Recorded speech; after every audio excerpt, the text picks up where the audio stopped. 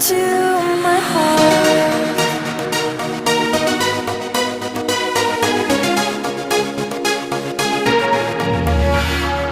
من دوست دارم به چشم من گریه نده